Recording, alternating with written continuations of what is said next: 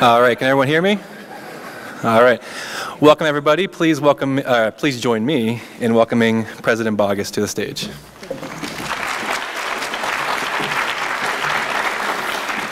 Thank you. I'm glad to see all of you here today. I want to first thank Professor Eppard for arranging this event and extending an invitation to Noam Chomsky. When I asked him, how did you get someone of this stature here? He said, I just called. And I think, wow, just reaching out like that can make a world of difference. And I'm glad each of you can be here and to hear from someone who is so distinguished.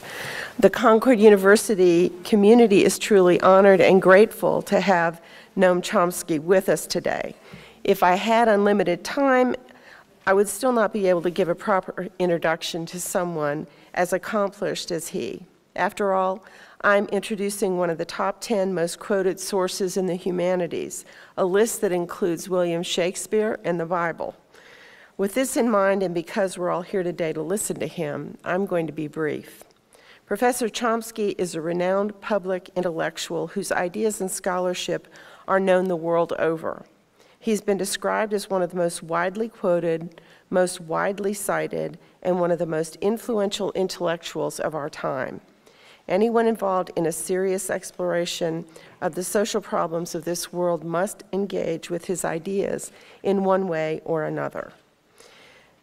In 1955, Professor Chomsky began teaching at MIT, where he is today an emeritus institute professor in the Department of Linguistics and Philosophy.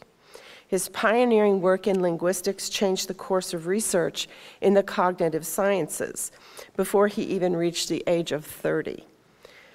Professor of Linguistics Neil Smith of London's University College remarked that Professor Chomsky did for cognitive science what Galileo did for physical science.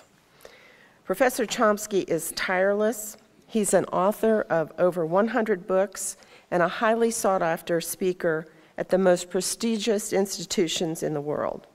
I could go on for quite a long time describing the wonderful career and critical contributions of Professor Chomsky, but we're all here today to listen to his words. I can't think of a better person to speak to us on the topic of poverty and inequality in a nation of plenty. Please join me in welcoming Noam Chomsky to Concord University. Hi. Hello. If we could once again welcome Noam Chomsky. Can you see me? Okay, let me just adjust the technology a little bit. Can you hear and see me? Very well. Very well? Okay, then I'll continue. Maybe your head's a little bit cut off. Maybe if you bring the camera down a little bit. We can't see him. How's that? Lower. The other direction. There you go. Very good. Okay, and maybe you could turn up your volume a little bit more because ours is maxed out. I think we can hear you just fine. We can't quite hear you. Oh, you can't hear me? Okay. Not as well. I'll check on that for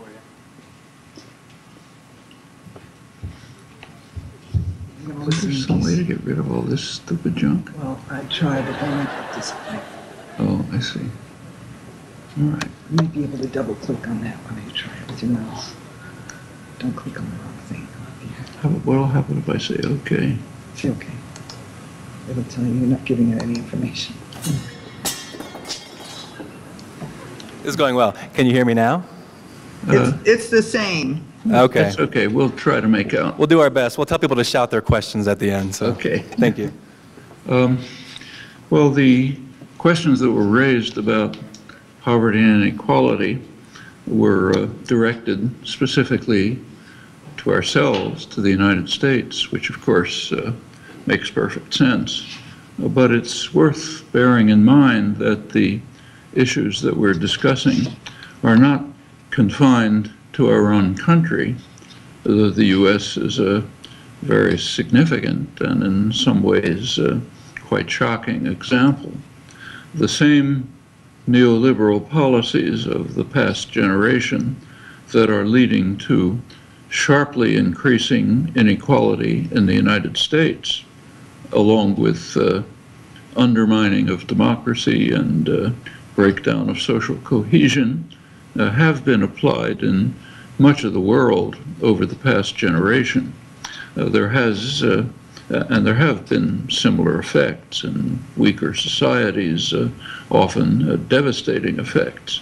There has also been significant poverty reduction during this period, but rather strikingly in the countries that have not accepted the neoliberal principles that the U.S. and its allies have been advocating. So the greatest progress in poverty reduction was in China, where the whole system of policies is totally different. And that's rather general. As far as inequality is concerned, it's been growing quite rapidly worldwide.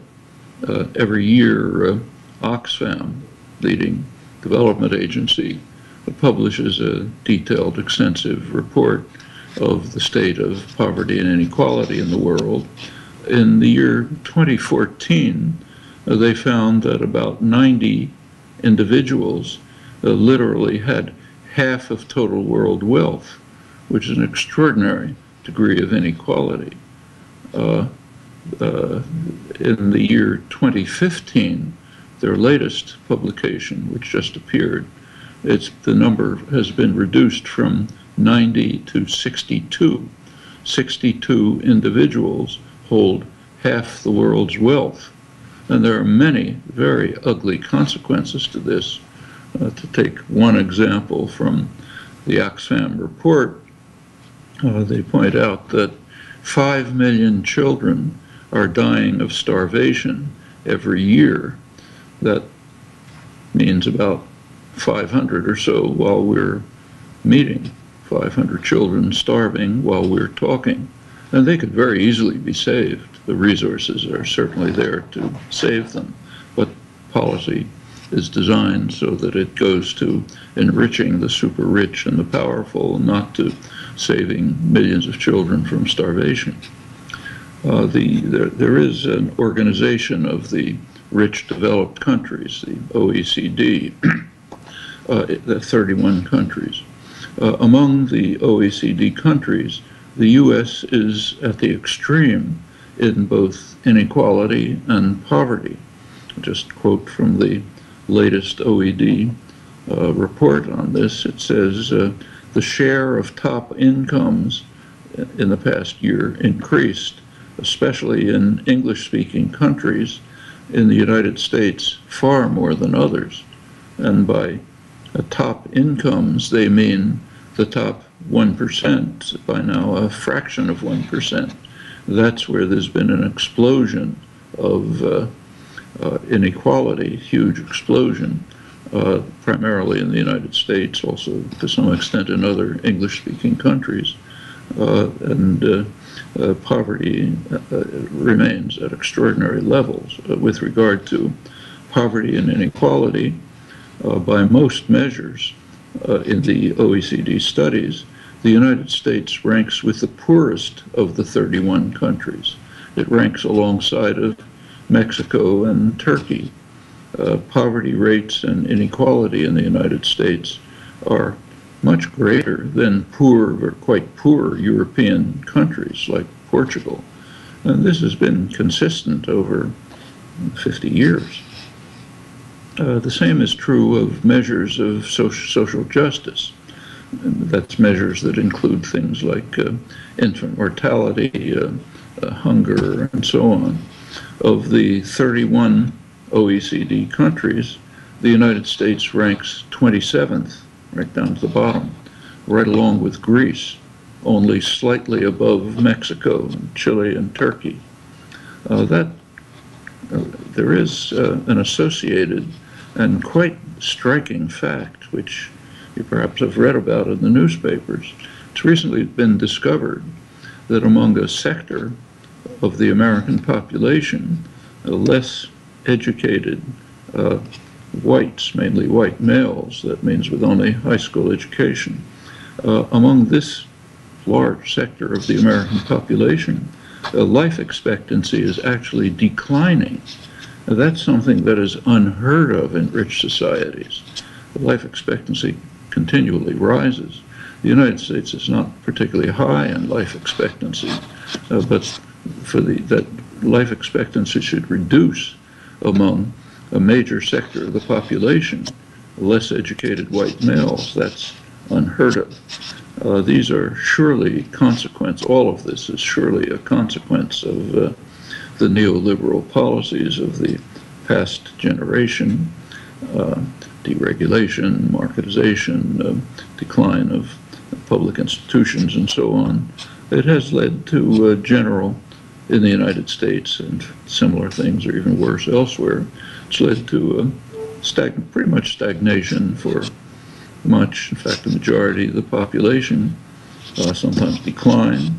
Real wages, actual wages, evaluated relative to inflation, real wages for male workers are now at the level of about the late 1960s. There's been considerable growth, but it's gone into very few pockets. In the last couple of years, almost all the growth has gone into tiny percentage of the wealthy population. So that there is, in fact, now this radical concentration of wealth, and not in parts of the population that are really productive. Much of it is in the financial institutions, which have a dubious and maybe even harmful effect on the economy. And this is understood by the major powerful institutions. So, for example, a couple of years ago, Citigroup, one of the major financial institutions, published a report for the investors in that Citigroup deals with, and it urged them to direct their investments to what they call the plutonomy index. Plutonomy means the sector of the population, the wealthier sector of the population. They say that worldwide, incidentally. So the plutonomy is a worldwide class system of very wealthy people. And it says mostly in the United States, but also some elsewhere, some in China, some in Saudi Arabia, and so on, but primarily in the United States, that's where the real good investment opportunities are. You can kind of disregard the rest. They're not important. And in fact, it's now common to divide the world's population into a plutonomy, which is the upper sector of wealth and power, and what's sometimes called the precariat, the people who live precarious lives without security, without benefits. In many countries, including rich countries in Europe, the unemployment among youth is extraordinarily high. People are living at home into their 40s, can't start families, get no jobs, so that's the precariat, part-time jobs, same in the United States. Take colleges and universities, which increasingly are hiring temporary workers, adjuncts, graduate students, people have no protection, can be dismissed easily or paid very little. Now that's the precariat. So the world is kind of dividing into a plutonomy and a precariat, and as many have pointed out, by now the super rich really inhabit a different world, a world that barely has contact with the general population except to extract resources from them. Well, there's much debate about the causes for all of this. Turns out to be many complexities, but there's ample evidence that it doesn't have to do with any economic laws, but largely with policy decisions, not economic necessity. And if you look at the policy decisions, keeping to the United States now, we should recognize that the United States is different from other societies in many ways. One way is that it's by far the richest society in the world with incomparable advantages. That's been true since its founding. In fact, throughout its history, the United States has been the richest, or close to the richest country in the world. By the late 19th century, the U.S. economy was greater than that of the other advanced societies combined. 20th century, just accelerated this. I'll come back to it. But although that's one respect in which and of course the United States has enormous advantages, huge territory, relatively underpopulated once the indigenous population was eliminated or destroyed, enormous internal resources, extraordinary security, and so on. But also, to an unusual extent, the United States is a business-run society. It's partly the result of the fact that it didn't grow out of existing feudal institutions. It became, to a high extent, run by the business world. And that's revealed in many ways. So take, say, voting, much on everybody's mind right now. The United States has a pretty high abstention level, people who don't vote. And that's been investigated with interesting results. One of the leading scholars who studies contemporary electoral politics, Walter Dean Burnham, very distinguished scholar, about some years ago did a careful study of the socioeconomic profile of non-voters in the United States. And what he discovered is that their socioeconomic profile matches those in Europe, similar societies, those in Europe who vote for labor-based or social democratic parties. That sector of the population in the United States just doesn't vote because nothing represents them. There are no such parties. Just recently, Dean Burnham, same scholar, and Thomas Ferguson, a very prominent political scientist, did a very careful study of voting in the most recent election, 2014. Did a careful county-by-county study of just what voting was like. And they came out with a pretty spectacular conclusion. It turned out that voting in that election was approximately the same as in the 1820s, when the vote was restricted to propertied white males. 2014, about the same level of voting, which tells you quite a lot about participation in what's called a democratic society. And these results are amplified when we look at how people are represented by their own representatives. There's a way of studying that. It's a major topic in academic political science. You study the policies that the representatives vote for, that's public, and you study the attitudes of the people who they represent, their preferences. We know a great deal about that from extensive and quite reliable and consistent polls. And it turns out that for about 70% of the population, the lower 70% on the income wealth scale, they're basically disenfranchised. Their own representatives vote in ways dissociated, unrelated to their preferences. As you move up the income wealth scale, you get a little more influence on representatives. And at the very top, which means really a fraction of 1%, policies are essentially made. That's very good work on that by Mark Gillens, Larry Bartell, other mainstream political scientists. There's a recent study by Gillens and Benjamin Page, another well-known political scientist, published at Princeton University, in which they investigated a couple hundred major decisions that were made, and they by the political system, and they compared the decisions with popular attitudes. And here's their conclusion. I'll quote it. Economic elites, mean tiny fraction of economic power, economic elites and organized groups representing business interests have substantial independent impacts on U.S. government policy, while average citizens and mass-based interest groups have little or no independent influence.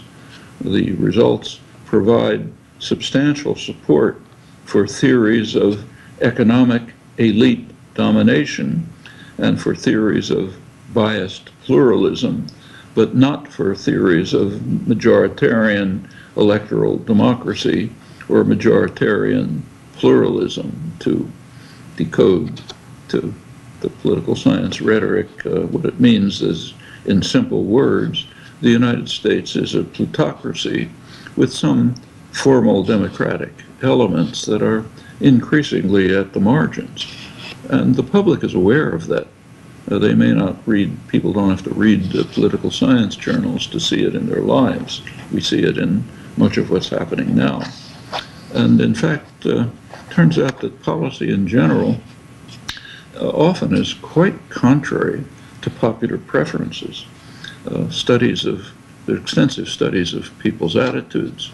And even if you study sectors of the population of the type who say, you know, get the government off my back, I don't want to have a government, even those sectors, turns out that attitudes are pretty much social democratic, of the kind that's missing in American politics.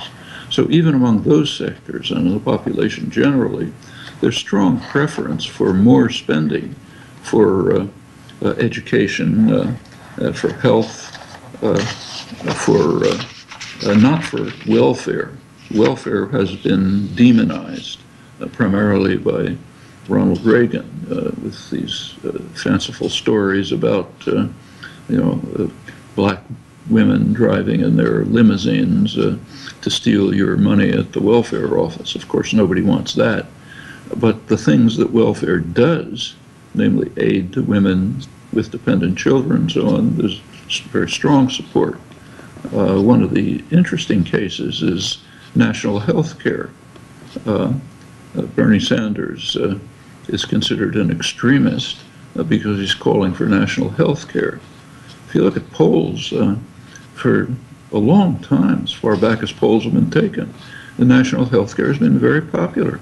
Right now, at this moment, about 60% of the population think we should have national health care. It's a pretty remarkable figure when you recognize that almost no one speaks for it in public, and whenever it's mentioned, it's demonized. Nevertheless, 60% of the population think we ought to have it. If you go back a few years to the Reagan years, about 70% of the population thought that there ought to be a constitutional guarantee of national health care.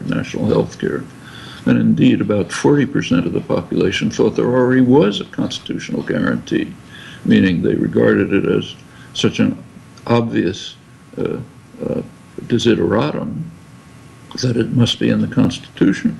When President Obama came along with his Affordable Care Act, there was originally a mention of having a public option, meaning people could choose if they wanted to have public health care.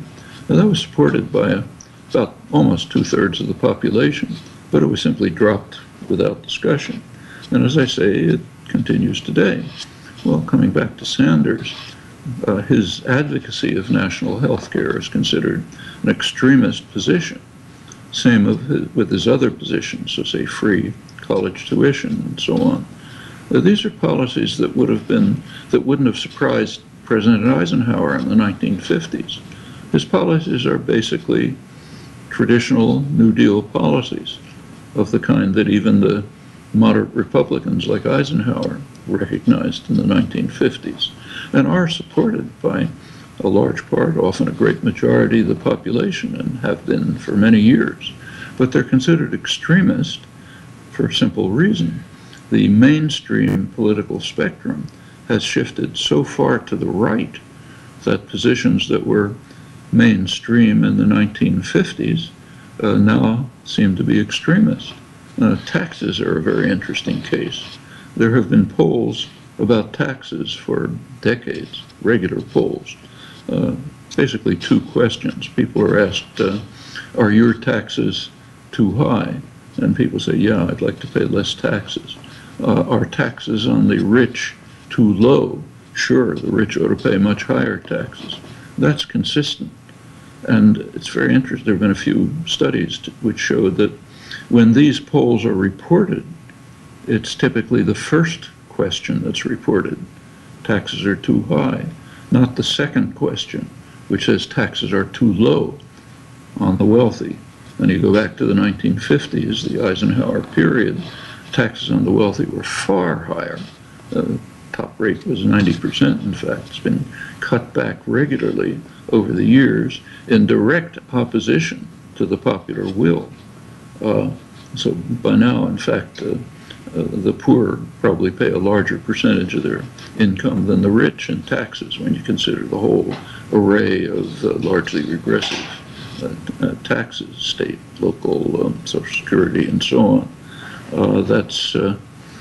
These are all the effects of policy decisions in recent years, which have led to the extreme inequality and the maintenance of very high levels of poverty.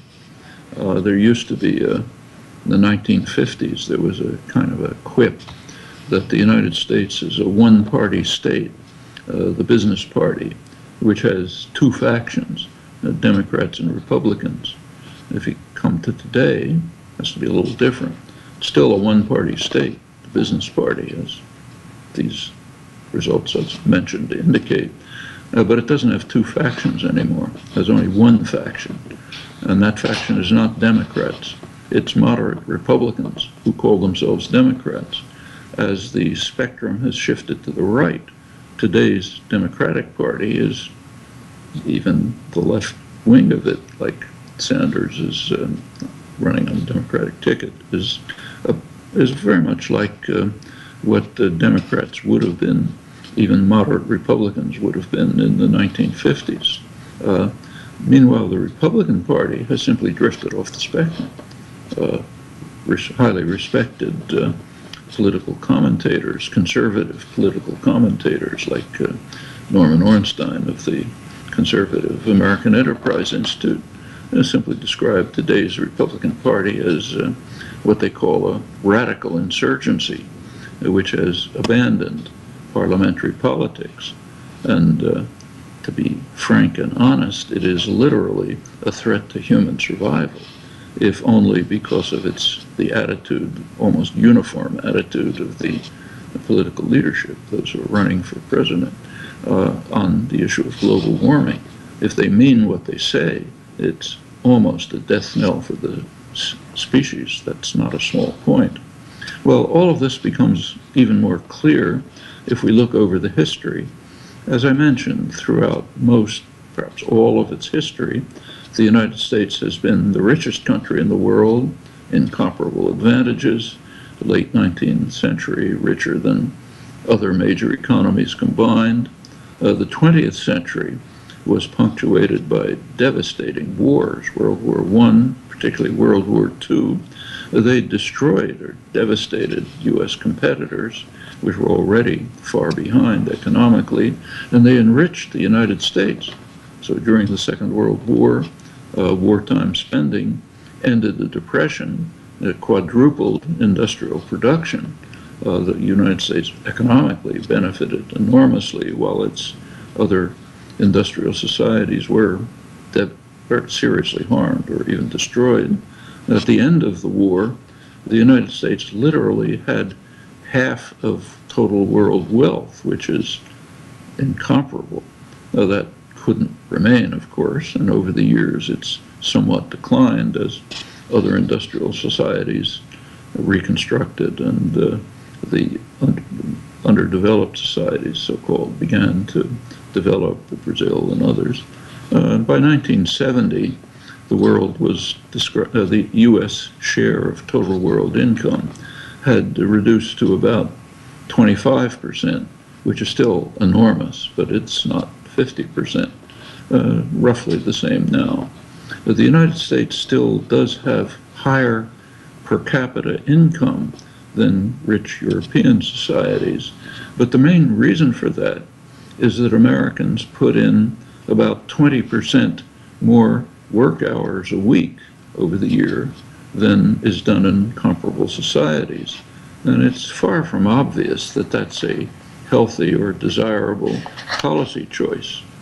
Another historical pattern of crucial importance is that over time, progress towards social justice correlates with popular activism, primarily over time in the labor movement. The U.S. as a business-run society, happens to have an extremely violent labor history. Hundreds of workers were being killed in industrial actions in the United States well into the 1930s, when nothing like that was happening at all in comparable societies. Back in the late 19th century, the labor movement was extremely powerful. In the main industrial centers, like, say, Western Pennsylvania, there were towns that were simply run by labor. Homestead is one example. Meanwhile, it was still mostly an agricultural country, and a radical farmers' movement developed, beginning in Texas, then spreading through Kansas and other areas. The populist movement, which had extremely radical programs. They wanted to free themselves from the control of northeastern bankers, northeastern merchants, develop their own financial, cooperative, distributive, other systems. The most radical popular movement in American history was beginning to link up with the growing workers movement, which was openly calling for workers to own and manage their own factories. This was mainstream American radical populism. Had very few European inputs. It was pretty much crushed by force, literally by force. Final blow was Woodrow Wilson's Red Scare, most severe period of repression in American history. By the 1920s, the labor movement had been virtually destroyed. Picked up again in the 1930s, popular uprising, CIO organizing, labor militancy, sympathetic administration. That led to the New Deal measures, which significantly increased social welfare and justice as part of a radical democratic uprising throughout much of the world. A lot to say about this. Time is running short, so I won't go into the details. But there has been a reaction, strong reaction, ever since the end of the Second World War, picking up in the 1970s with the neoliberal programs, and the net effect of it is what we see today.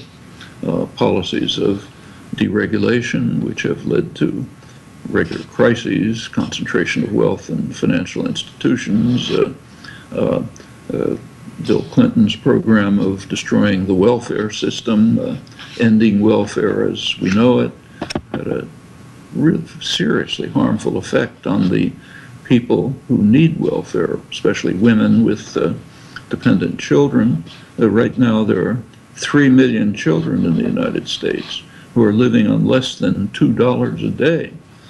Lots of unskilled labor, which helps because there's a work requirement, which drives down wages. There's much else. There's a kind of a vicious cycle. The concentration of wealth leads to concentration of political power, leads to policy choices that increase the concentration of wealth and maintain poverty. Now, actually, as I mentioned, the population is certainly aware of this, but reactions often take destructive forms. In Europe, the centrist parties are declining. There's a rise of popular movements on both extremes, the nationalist, sometimes proto-fascist right, the social democratic left. And here, too, we see the same thing. The Trump-Sanders phenomenon illustrate that. Could turn into something like the rise of radical democracy in the 1890s, 1930s, and 40s with very positive results, setting off a reaction from wealth and power, or it could turn into something else. I'll just mention in closing that I'm old enough to remember the 1930s, my childhood, and there was something similar at that time, collapse of the center, rise of popular movements on the right and the left, and it didn't turn out very nicely. I'm old enough to remember listening to Hitler's speeches in Germany, and though I couldn't understand the words, there was no mistaking the fervor of the response and the passion of the delivery and the reaction to it. And we know what came out of that. Don't want to draw analogies too closely, but there are things to be deeply concerned about in the current situation. Thanks. I'll stop with that.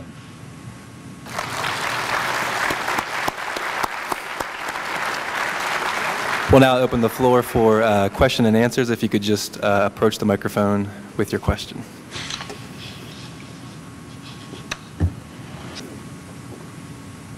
Can you hear me?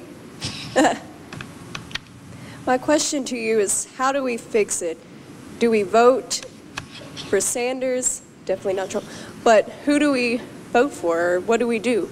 To me, I see voting as the easiest way to fix these things. Should we vote, and what should we vote for, and what else can we do? Yeah, what can we do? Yes, sir. Yeah.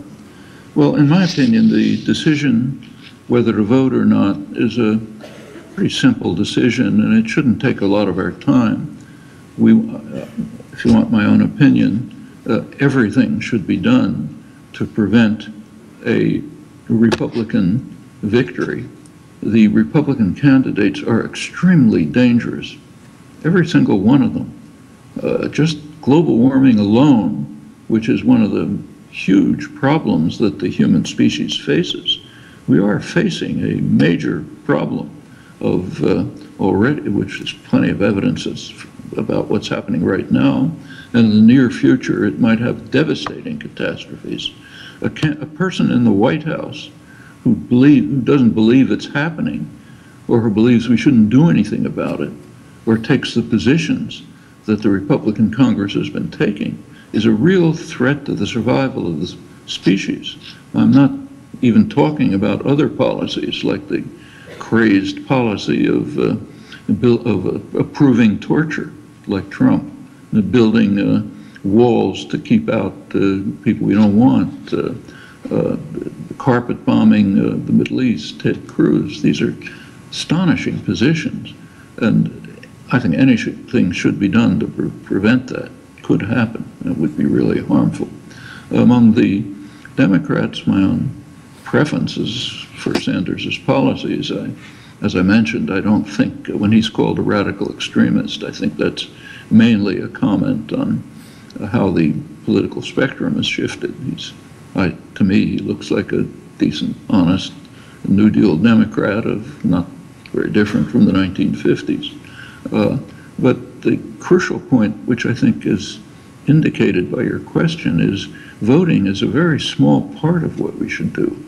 In my opinion, at least, the importance of the Sanders campaign is not only bringing people out to vote, but primarily it would be in using the momentum that has been created and the mobilization that has been created, which is pretty remarkable, to form a sustained popular movement which will not disappear the day after the election, but will remain and will be a popular force bringing in other forces that will compel the kinds of policy changes that are needed.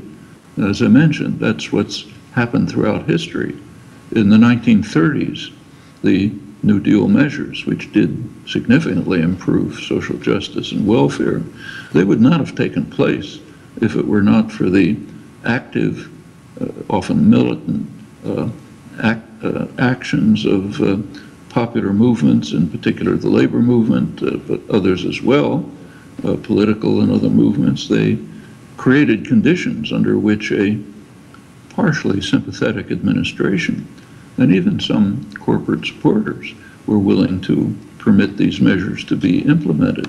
And now that's critically significant, not only for matters of poverty and inequality of the kind we've been talking about here, which are serious enough, but also because we have to recognize that the human species is now facing questions which have never arisen in its history, ever. We are facing questions of survival. We're facing the impact of a couple hundred years of industrialization, which have imposed a extremely harsh conditions on the environment, and if continued, will lead to catastrophe, and not in the far distant future. That simply has to be faced. We cannot neglect it. That and the constant threat of nuclear war, which is very real, are shadows overwhelming almost everything else. So we're in a situation, people like you and your cohorts, your age cohorts, are in a position where you have to make choices and decisions which will affect the possibility of decent survival, decisions of the kind that have never existed in human history. So what's needed, again, about the Sanders campaign, in my opinion, is to begin to act right now, not waiting till the election, to create the basis of an ongoing, continuing popular movement which will press constantly, effectively, dedicated ways, whatever opportunities there are outside the electoral system or within it, to implement the kinds of choices and decisions that are necessary for a decent life and indeed for decent human survival. Thank you. Hello, Dr. Chomsky. Can you hear me? Just about. Okay. Well, I come today asking, Bernie Sanders has really spoke upon a crooked campaign financing system. I know historic sociologists such as like C. Wright Mills said that many of people's social influences come socially through family connections and other social ties. But as we see with politicians' agendas being bought, would you argue that possibly a large amount of social influence actually comes economically? I didn't hear the last final word. Would you argue that many of these influences that come onto modern-day American society comes economically? Economically? Yes. Oh, overwhelmingly. In fact, I think that was even clearer from the few things that I read. So take again the Gillen's-Page study that I mentioned, a crucial study published by Princeton University of a couple of hundred crucial decisions that were made. And what they point out is that public influence was almost zero. The influence that mattered and implemented the decisions was from the business classes, the corporate sector, the rich and the powerful. And plenty of other evidence shows the same thing. So your point is exactly right. There's overwhelming influence.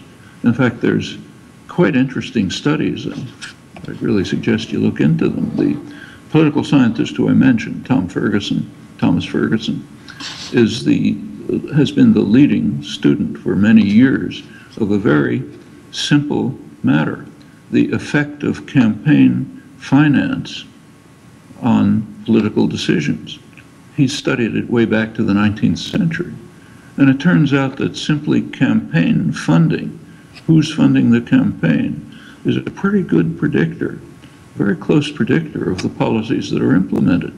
That's quite apart from the other effects of concentration of economic power, which influence decisions case by case. It goes back to the 19th century. It's accelerated in recent years. By now, it's out of sight.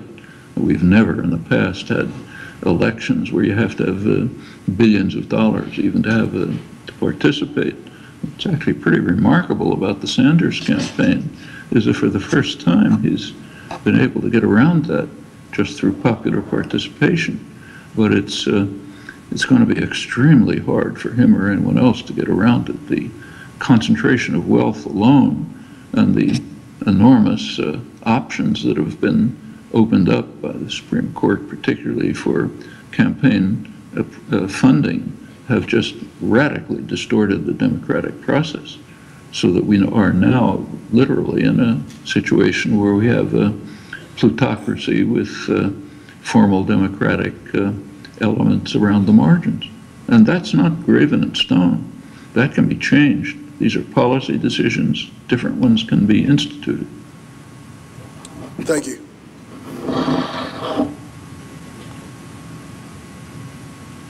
Hello, sir.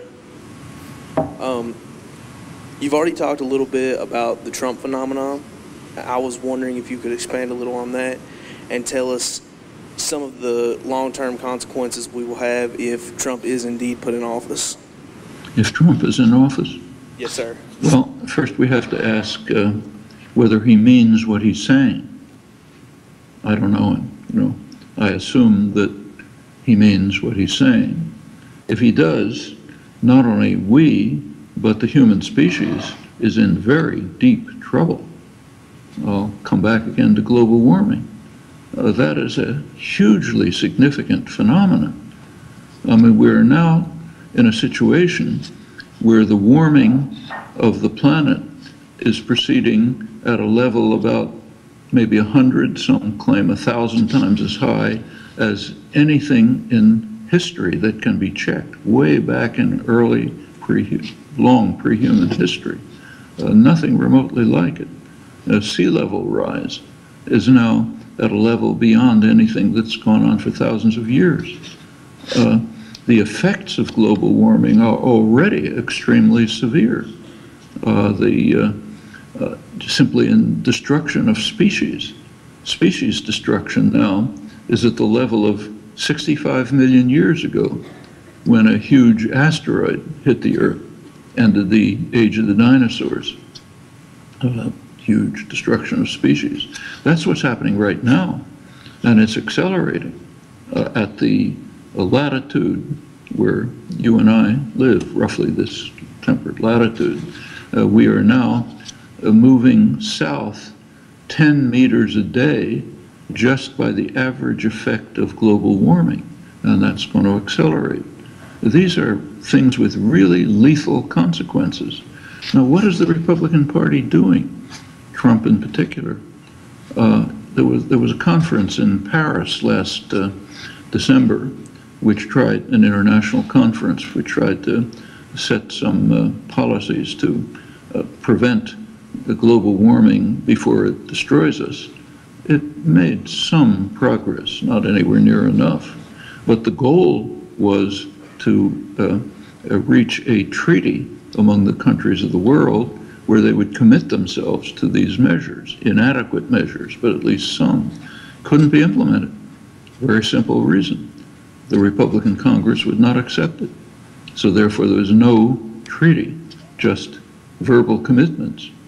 Just a couple of weeks ago, the Republican majority on the Supreme Court sharply violated precedent to block measures, limited measures to reduce the extensive pollution from coal plants. Well, that's a message to the world, and that message is heard, saying don't bother doing anything because the United States is not going to allow it because of the Republican Party. Going back to Trump, he simply says it's not happening, so I'm not going to do anything about it. Now, that's quite apart from other policies he's advocated, some of which are really hair-raising, like what he said about torture. He said, fine, let's torture people. In fact, the kind of torture that's outlawed by international law and became an international scandal, waterboarding, he says that's the least of it, let's do more. Let's keep all Muslims out of the country. Let's build a wall, or rather, let's get Mexico to build a wall to prevent people from fleeing into the United States. Where are they fleeing from, incidentally? Most of them from Central America, where they're fleeing from the results of our policies, which severely harmed Central America. No time to go to the details. And we go through the rest of it, it's pretty frightening. That's why the world is frightened. I mean, long before this, a couple of years before this, the global opinion regarded the United States as the greatest threat to world peace. That's Gallup poll, American-run polls show that the world has regarded the U.S. as the gravest threat to world peace by a large margin, incidentally. The Americans don't know about this because it wasn't reported here, though it should have been. Right now, the spectacle of the Republican primaries is frightening people around the world justifiably. The forces, you can kind of comprehend the reasons why people are flocking to Trump's banner. These are the classes of people for whom death rates, mortality is actually increasing. They see themselves as having their lives taken away from them, their dignity taken away, the possibilities for the future taken away. So they're rallying behind that banner. Things like that have happened before in the past, and as I mentioned, the outcomes were not pretty.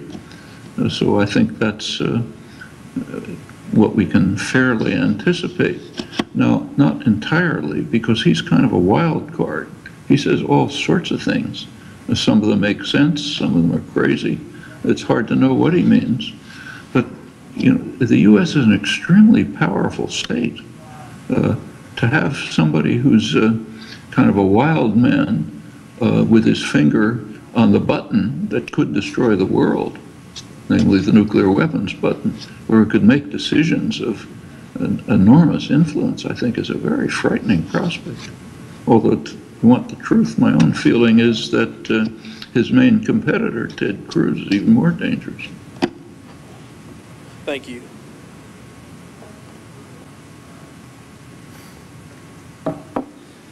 Hello, and let me say that it's an honor to be able to talk to you. It can't be argued that we come from the most, or one of the most economically depressed areas in the United States, and that we, as Concord College students, are poor college students. So my question is kind of twofold. First, our government abuses us as poor college students. The people who are making policies, they don't think about us. So why haven't we emulated our peers around the world in making effective change? And then secondly, if we make this change, what role do we as Concord students play in this change? What should we do? Well, it's worth bearing in mind that people like you, today's college students, happen to be in an unusually privileged position. The reason is that there have been, with all the problems of the country, I've mentioned them, you know, many more, there's also been considerable progress, quite considerable progress. I don't know what Concord University was like 50 years ago, but I know what many other universities were like, including my own. So take MIT, where I am, the greatest science engineering institution in the world.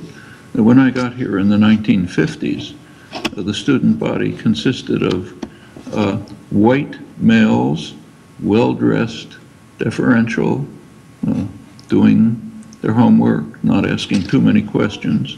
That was MIT in the 1950s. You walk around the halls today and you see something totally different. Half women, third minorities, informal dress, which is not just symbolic. It indicates informal personal relations, student and faculty, a lot of interaction, a lot of student activism of all kinds, including many of the issues that I mentioned. None of this existed in the past. And that's happening everywhere. I presume it happened in your college as well. There has been very considerable progress in gaining rights and creating opportunities. That means you can do all sorts of things that are benefit from the legacy of the activism of young people, students in the past generation, and you can go on from there. All the options are open. Electoral, although as I said, those should be probably a small part, but all kinds of activism and ranging from demonstrations to political pressure to organizing freer institutions to supporting, for example, worker-owned enterprises, cooperatives, all sorts of opportunities are available, far more than in the past. What's missing really is the will to make use of the opportunities. And that's pretty much in your hands. Nobody can do it for you. And the consequences are of enormous import, not only in your lives of your children, grandchildren, but for the entire world. Thank you.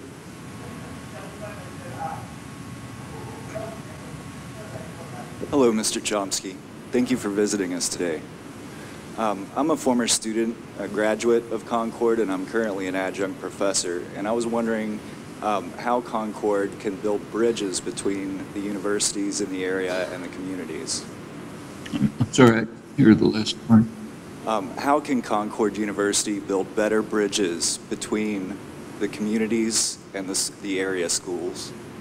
Between how can Concord University build better bridges to the communities and the surrounding communities and other colleges? That's correct, sir. Well, I think there are lots of ways. So, for example, if you take a look at even the things that have been done in the past, students, particularly sometimes with faculty support, have tried to open student unions, the facilities in the college, to the community, to sectors of the community that are deprived of the opportunities that the colleges and universities offer. That would mean courses, seminars, training, sending people out to help to work in schools, involvement with community organizations, whatever problems the local communities are facing, whether it's getting a traffic light at an intersection where kids have to cross the street, or hunger, or these people living on less than $2 a day, and so on. Students and faculty can do all sorts of things to not only participate in their actions, but to open the facilities of the university to them. The universities are basically privileged sectors in a broader society that has great needs, and the outreach that can develop within these privileged sectors can be very significant in many ways. Lots of such initiatives have been tried, and often very successfully, and that can be extended considerably. Thank you. We promised Professor Chomsky we'd keep him for 1 hour, so I think we have time for one more question. I really, really apologize. Here. Good afternoon, Dr. Chomsky. My question's kind of two-part, too. Listen. Can you hear me? Almost. Okay. Go ahead. If individuals with humble upbringings are being used as resources, as I think you said earlier, and the popular consensus is generally being ignored by policymakers and those in government offices, how do we as a nation make any policy change in favor of a less diverse social and economic class whilst in the middle of a sixth extinction? While in the midst of? The sixth extinction. Sixth extinction? I didn't hear the last few words, I'm sorry. What kind of extinction? It's kind of a tongue twister. The sixth extinction? Oh, the sixth extinction. Yeah. Well, that's not a joke. You're referring to the level of species extinction that's happening now. Correct. That's, as I said, 65 million years ago, it was an asteroid. Right now, we're the asteroid. It's our actions that are bringing this about, and they have to be changed.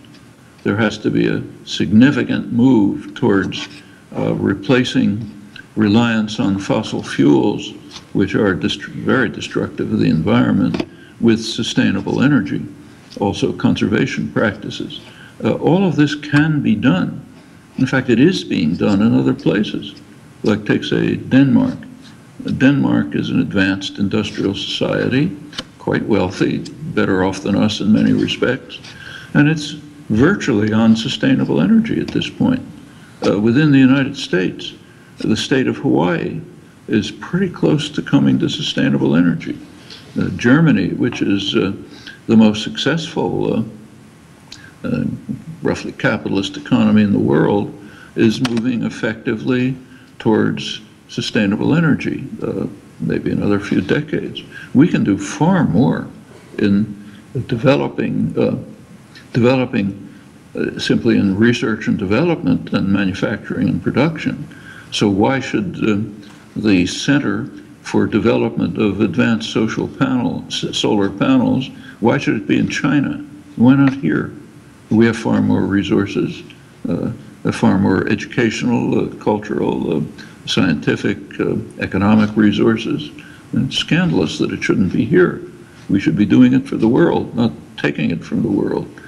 Things like simple, just take transportation. The United States has an extraordinarily inefficient transportation system. We're about one of the few countries in the world where you can't take a high-speed train. There's an enormous amount that has to be done, an enormous amount of work that has to be done simply to create an efficient transportation system, rather than the system that we have, which maximizes the use of destructive fossil fuels. We can go on and on. You just say weatherization of homes, just turning homes into places that do not waste energy but save it. Plenty of ways to do that. An enormous amount of work that could be done. There's plenty of people in the United States without jobs. People talk about a low unemployment figure, but that's mostly a joke. The figure is low because so many people have dropped out of the job market. If you look at the ratio of employable people to employment, it's quite low. And that's not because those people don't want to work. They do. Tremendous amount of work to be done. Plenty of idle hands willing to do it. Huge resources. The system is so inefficient it can't put them together. And there are plenty of idle resources that can be used. You take a look at discretionary funding in Congress. Almost all of it goes to the military budget. Who's that helping? It's harming, in fact. It can be sharply cut back. Right now, Obama has a $1 trillion program to modernize and expand nuclear weapons. Should be going in the opposite direction. Take the healthcare system in the United States, which Sanders is talking about. The U.S. healthcare system is an international scandal. It has more than twice the per capita costs of comparable countries, has some of the worst outcomes. The reason why? It's largely privatized, very inefficient, high levels of bureaucracy, huge administrative costs in the hands of institutions that are interested in profit, not health. It's not utopian to say that we should follow the will of the majority of the population and develop a system of the kind that comparable countries have, freeing up huge amounts of resources. In fact, it would pretty much eliminate the deficit. All of these things are perfectly feasible, and you can think of plenty more, and they have to be done. Otherwise, the sixth extinction that you mentioned will extend to us as well. Thank you. I apologize. We actually promised we would let Professor Chomsky go. If you check the bookstore this week, some of his books will be available. He has a new film coming out called Requiem for the American Dream. Please join me in giving him a warm thank you.